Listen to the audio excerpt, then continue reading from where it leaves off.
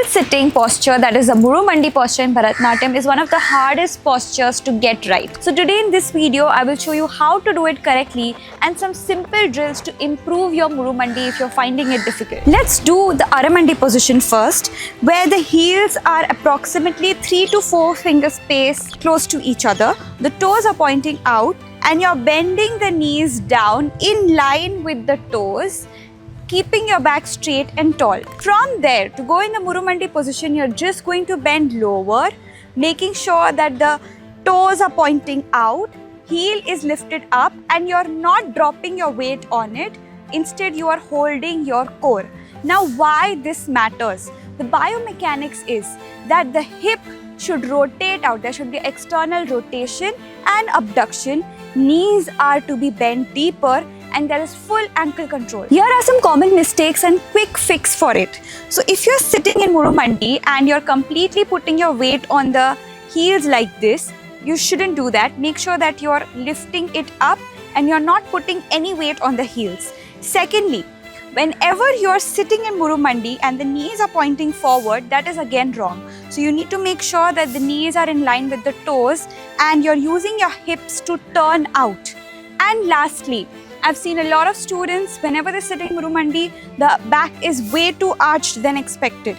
No, you need to brace your core gently and keep your back and torso straight. Do these exercise drills to improve your Murumandi at least 2 to 3 times in a week. Let us start with the first one. 90-90 hip rotations. Sit in a 90-90, rotate from hip, tall spine, improves internal or external rotation, control for safer turn out. Frog stretch. Knees wide, keep in line with knees, gently rock back keeping your spine long, targets abductors or hip capsule to open knees sideways, which is needed for Murumandi. Ankle or foot strength, turn out calf raises. First position, turn out rise and lower with control. Teaches stable demi-point for heels lifted in Murumandi. Lean slightly forward for an isometric ball of the foot holes. The balls of the feet and hold with a turn out builds endurance to avoid dropping onto heels. Wall sit with turn out. Feet slightly forward, toes out, knees track over toes. Keep lumbar neutral. Strengthens quads in dance specific angle. Knee control reduces patellar stress in deep positions. Scout stretch opens the front of the thigh so you can descend without tipping pelvis. Ankle dorsiflexion, that is knee to wall.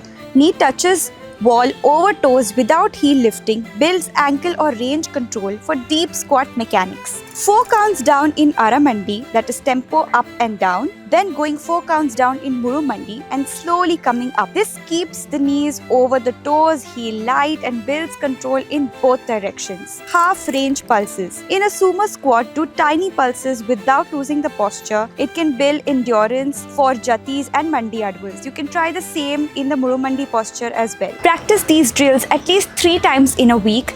Let me know in the comments which exercise helped you the most. Share it with your friends who needs help to improve the Murumandi. Make sure that you join our GGG community for such mindful tips and tricks. I'll see you in the next video.